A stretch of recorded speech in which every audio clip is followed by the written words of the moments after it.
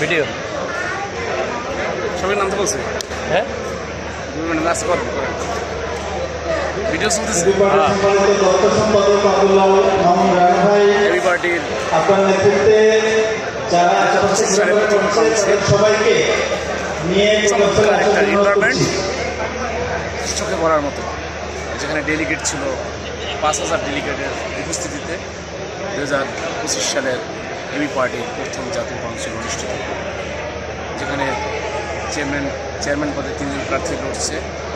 সেখানে ছিলেন FM সুলাইমান চৌধুরী সাবেক সচিব এবং ক্যাপ্টেন কর্নেল দিদারুল আলম, আরও ছিলেন আমাদের প্রিয় মুজিবুর রহমান মঞ্জু ভাই, এবং সভাপতি নির্বাচিত হয়েছেন এবি পার্টির ভবিষ্যৎ কর্ণধার জনাব মুজিবুর রহমান মঞ্জু, এবং এনএসির ভোটের মাধ্যমে 21 জন সদস্য আমাদের প্রিয় মুখ সেই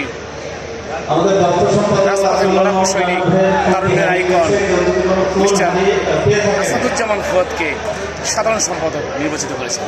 ধন্যবাদ প্রিয় দেশবাসী, আপনার এবি পার্টির জন্য এবি পার্টির সাথে থাকবেন, এবি পার্টিকে বাংলাদেশ পরিচালনা করার সুযোগ দেবেন। ধন্যবাদ। আসসালামু আলাইকুম।